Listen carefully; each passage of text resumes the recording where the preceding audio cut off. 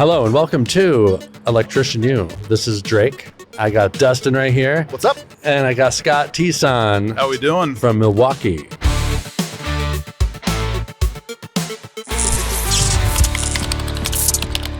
So today we're here at in Milwaukee, and there's a lot of stuff going on behind us. Can you? What is all Yeah, of can you this? tell us what's going on? Yeah, it's pretty exciting. We've got a group of about 50 young adults down here. Some are high school students, some are post-high school, and they're learning about various trades that could be an opportunity for them for a career. So we do a lot of this stuff locally. We're partnered today with two organizations, Milwaukee Academy of Science and WRTP Big Step, and they brought some of their members down, and we're showing them what a build looks like.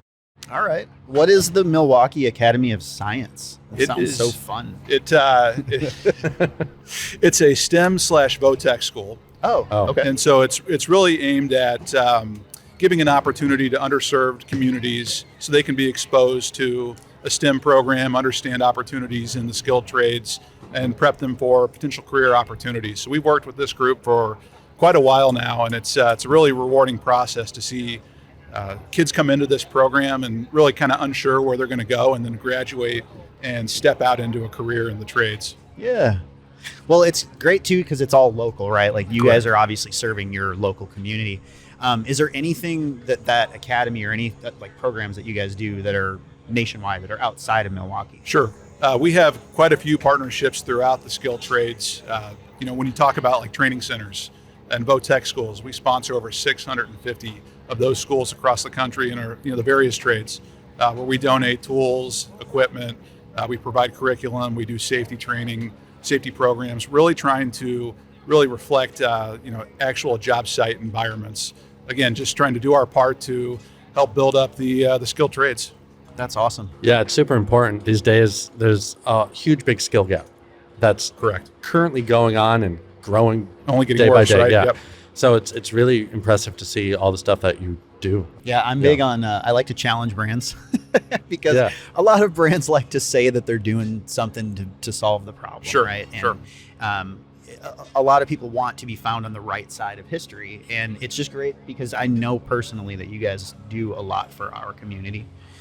So outside of just, like high school programs, Yep. do you guys have anything that maybe serves people that are disadvantaged, that are like have less opportunity to get into the trade, or people that are kind of marginalized, like female electricians Sure. or anything like that? Absolutely. Let's first talk about like disenfranchised groups. That group that's here today, WRTP Big Step, that's what they are. So they take young adults that are post high school, and they kind of play matchmaker with that particular young adult and the trades. So they get them ready, prep them on interviews, talk about the skills they're going to need, give them exposure to multiple trades so they can say, hey, I want to be an electrician, that's or man, pipe fitting is really where my passion is, right? So that's a big piece of what we do. We do a lot of things in local communities. Obviously, since we're based in Wisconsin, this is a big piece of where that investment takes place. As far as females go, we do a lot of things through mentorship, through training. We really try to elevate the visibility to what a career in the skilled trades can look like for females. We go to all kinds of different trade organization shows that are focused on women in the trades. Women in the mechanical industry is a big initiative that one of our partners, the Mechanical Contractors Association, sponsors every year. We're a big piece of that. So it's really trying to get that message out, what a career in the trades can look like. I think a lot of people don't recognize the opportunity that's right in front of us. Yeah.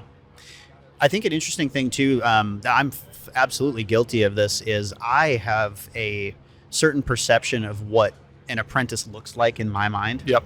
And I think it's just because the industry has that same picture. Sure.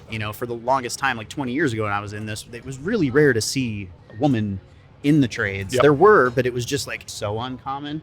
And I think there was a female electrician friend of mine that's a master electrician, and she said one of the things that's not happening is that you don't see like a black 24-year-old female being lifted up and showing like this is what an electrician looks like, Right. or like an exiting military member that like really needs a job is like somebody that's promoted. So what are you guys doing to address like trying to get some diversity in what an electrician might look like to the public?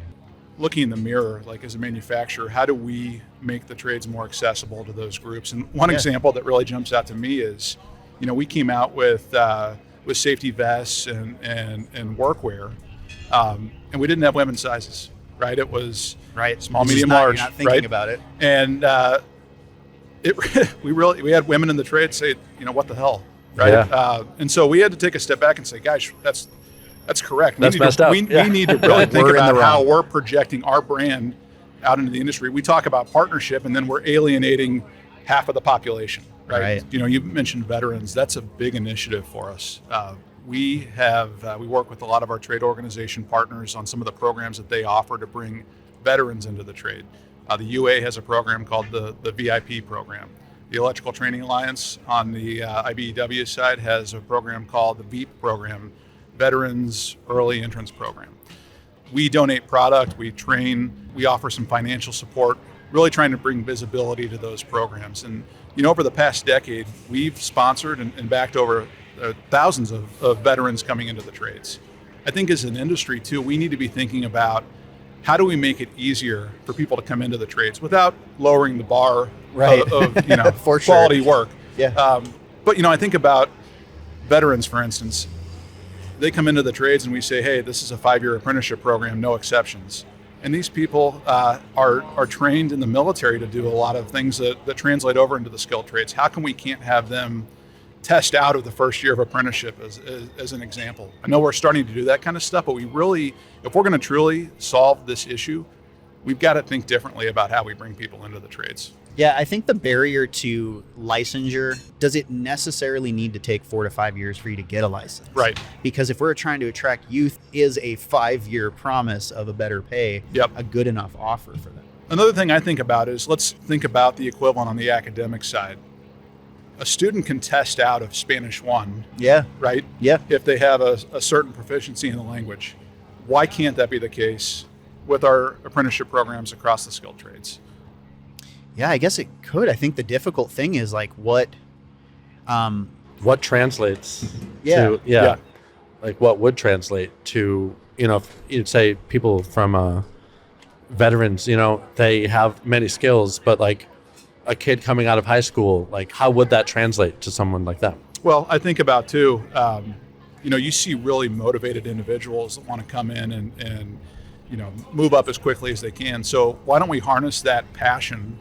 If they have the desire to move faster, why don't we give them the opportunities through e-learning, through different initiatives like that to get them through the program quicker? I mean, that can be a great, you talked about, hey, how do we hold up these examples of people that we want to replicate in the trades, right? I mean, that would be a great example. Hey, this person came in, they were able to test through and get through the curriculum in 3 years, and now they're a journeyman electrician and they're making 6 figures. Yeah, that's how it works in the field. You get an apprentice, and that master electrician sees that one doing really, really good. Yep. They get all the jobs, and Yep. it works the same. That's cool. What are ways that we can make the trades more appealing to kids? A lot of times there's a lot of stigmas with the trades, especially in the past. I've heard so many times when I was in school, there's college, right, where you have all the opportunity, and then there's trade schools where you have 4, right? Right. And I've heard that 1,000 times. Right. And being in the trades, it's so the opposite. Like you can hit the ground running, making money as you are an apprentice, or you're spending tons of money in college, and not to put down college, but then you might have a job after spending $50,000. How do we make this shift, this paradigm shift of looking at a tradesperson and be like, I want to be that? It's a great question. I think about like my experience, and I'm an old man now, but when I graduated high school, the trades weren't even an option anyone talked about. I was at a college prep school. It was, you are going to college. I majored in political science, and I'm not using my major. And that's kind of the norm. I feel like there's a lot of people that are like that, right? So I graduated with a degree and was like, now what the hell do I do, right? So I think it comes down to education, but it's also incentives. You look at how high school counselors are incentivized. It's about what % of their students can they get into a 4-year program, right? So we got to turn that on its head. I think it's a lot about education too, because to your point, you can go to college, you graduate probably with a lot of debt, you start paying that off, Maybe you're using your degree, maybe you're not, versus going into an apprenticeship, learning a trade, coming out with zero debt, making six figures almost immediately in some of these trades.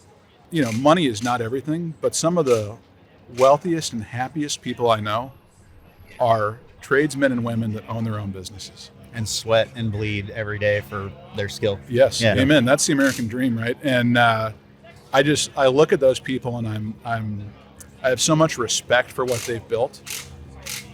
And I feel like as a society, if we put those people on a pedestal as an example of what great can look like, then more people would be attracted to it. The perception with careers in the trades is probably that it's a lot of grunt work. But when you think about how dependent it is on technology, I mean, these are tech jobs. Oh, yeah. Especially being an electrician. That I feel like is very appealing to high school students as well, right? So I think we need to lean into that piece as well. How is technology changing our perception, or how can we use technology to change our perception of the trades? Yeah, I think we got a great story to tell, and I think as an industry, we suck at telling the story. That's a Yes. hell of a perspective. So much of electrical work is hidden. And as technology gets smaller and smaller, it gets more hidden and hidden. Yep. So it's like everybody takes everything for granted. You know, like as a kid, they don't actually think about how a switch works. It just, you press it and it goes. And we're like, how many generations into that? Yep. Yeah. Bringing the wonder back into it, even if there's like kid shows about electrical work, you know, just like from the very beginning, just like, look, it switches on. How does this work? There could be a ton of early education about it. That then is just like this instilled wonder. Well, and I think a lot of that has to do with schools too, right? Like a lot of the public schools and funding and what they mark as what is successful is what drives what the kids do. It's all about the incentives. Right. Yep. Yeah. So to get schools to even have a bunch of Bill Nye nerdy kind of on fire trade departments where they're bringing these kids up and telling these kids, like, you don't have to go to college. You can like work with your hands and still be a millionaire, you know? Yep. So I think there's a lot of work we can do. It's not really just one fix, right? No, there's many, many, many, many things we need to do. Yep. Yeah. Dude, thank you so much for your time. Yeah, It was absolutely. Really great talking really to enjoyed you. getting to meet you guys, and thanks for coming out and supporting us today. This is a big piece of what we do, and we're excited to have you here. Yeah. Thank you. Yeah, thank you.